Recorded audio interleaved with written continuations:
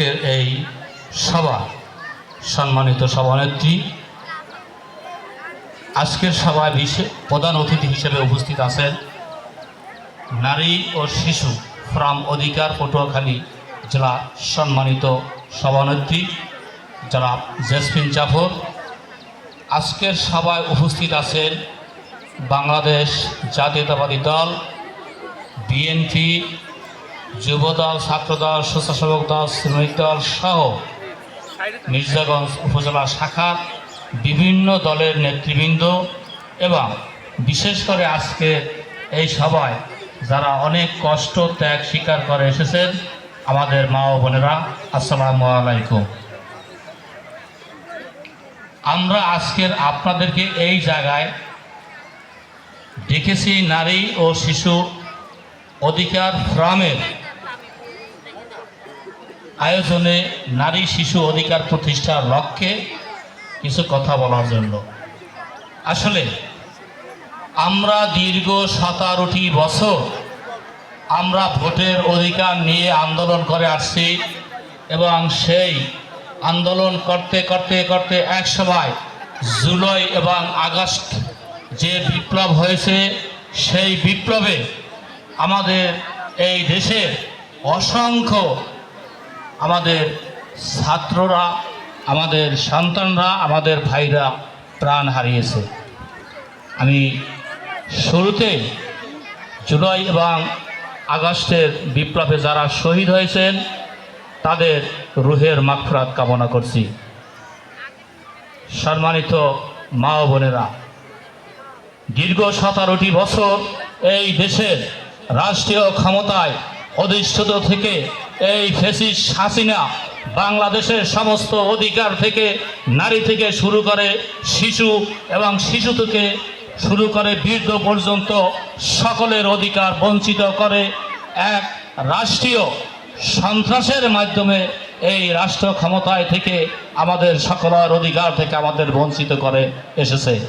তাই আজকে জুলাই এবং বিপ্লবের পর থেকে আমরা নারী থেকে শুরু করে সকল শ্রেণী পেশার মানুষ আমাদের অধিকার প্রকাশের জন্য আমরা সভা সমাবেশ এবং মুক্ত কণ্ঠে আমরা আমাদের কথা ব্যক্ত করতে পারছি, যেটা আমরা বিগত 16টি বছর আমরা প্রকাশ করতে পারি নাই। রাস্তায় যদি কোনো অধিকার নিয়ে কেউ আন্দোলন করতে নেমেছে, তখনই এই ফ্যাসিস্ট সরকারের পিটোয়া বাহিনী রাস্তায় নির্ভরভাবে মানুষকে হত্যা থেকে শুরু করে যা যা করা দরকার ছিল এমন কোনো জিনিস নাই যা তারা করেনি। আজকের আমরা মুক্ত এবং স্বাধীন।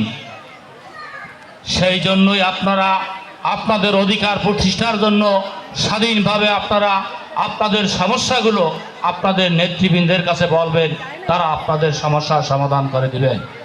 বিশেষ করে আমরা এই মির্জাগঞ্জের অবহেলিত একটি উপজেলা ছিলাম, যেই উপজেলায় 2001 সালে আমাদের প্রিয় নেতা এই মির্জাগঞ্জের কৃতি সন্তান, আপনাদের সন্তান জনাব আলহাজ আলতাফ হোসেন চৌধুরী 2001 সালে সংসদ সদস্য নির্বাচিত হওয়ার পর থেকে তিনি এই বাংলাদেশ সরকারের মাননীয় স্বরাষ্ট্রমন্ত্রী, বাণিজ্য মন্ত্রী।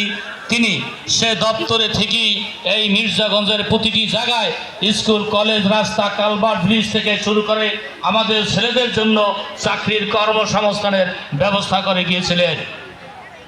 আবার আমরা সামনে আমাদের যে নির্বাচন হবে, সেই নির্বাচনের মাধ্যমে আমরা মির্জাগঞ্জের সন্তান হিসেবে মা বোনেরা এবং আমরা যারা আছি আমরা সবাই একত্রিত হয়ে আমাদের শ্রদ্ধেয় নেতা এই মির্জাগঞ্জ মা ও মাটি মানুষের সন্তান জনাব আলতাফ হোসেন চৌধুরীকে আমরা আবার জানি সামনে সংসদ সদস্য হিসাবে নির্বাচিত করে ওই জাতীয় সংসদে এই মির্জাগঞ্জের প্রতিনিধিত্ব করার জন্য পাঠাতে পারি। সেই লক্ষ্যে আপনারা যে সময় আমাদের সংসদ নির্বাচন হবে সবাই আপনাদের সন্তান হিসেবে মনে করে আপনারা সবাই কাজ করবেন, সেই আশাই আপনাদের কাছে আমার থাকবে।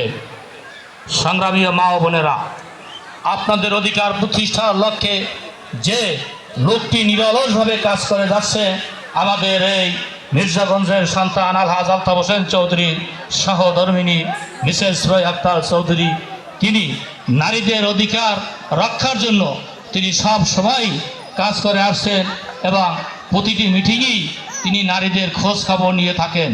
তিনি অসুস্থ অবস্থায়ও যখন ছিলেন, স্যার যখন জেলখানায় ছিলেন, তখন তিনি সে অসুস্থ অবস্থায়ও প্রতিটি জায়গায় ফোন করে যারা কারাবন্দী ছিলেন তাদের খোঁজখবর নিয়েছেন।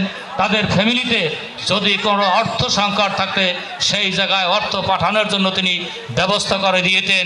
এবং তাদের বিশেষ করে আমাদের যারা মহিলা দলের কর্মী ছিলেন, নারী অধিকারের কর্মী ছিলেন, তাদের খোঁজখবরের জন্য তিনি সার্বক্ষণিক মহিলা দলের নেত্রীদের, নারী ও শিশু অধিকার ফোরামের নেতৃবৃন্দদের মাধ্যমে তিনি খোঁজখবর নিয়েছেন। তাই আমি আপনাদের কাছে বিশেষভাবে অনুরোধ রাখব যে আমরা আগামী নির্বাচনে আমাদের যেন সন্তানকে আমরা আবার পুনরায় ওই জাতীয় সংসদে আমাদের প্রতিনিধিত্ব করার জন্য আমরা পাঠাতে পারি, সেই আশাবাদ ব্যক্ত রেখে আজকে আমাদের এই মা বোনেরা যে কষ্ট করে এসেছেন, আমি এবং বাংলাদেশ জাতীয়তাবাদী দল বিএনপির পক্ষ থেকে আপনাদের শুভেচ্ছা এবং অভিনন্দন জানাচ্ছি।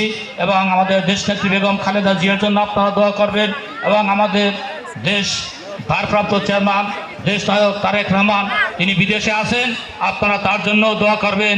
তিনি যেন দেশে এসে এই গণতন্ত্র প্রতিষ্ঠা লক্ষ্যে, নারীদের অধিকার প্রতিষ্ঠার লক্ষ্যে কাজ করেন, সে আশাবাদ ব্যক্ত রেখে আমি আপনাদের কাছ থেকে আমার সংক্ষিপ্ত বক্তব্য শেষ করছি। আসসালামু আলাইকুম, সবাইকে ধন্যবাদ।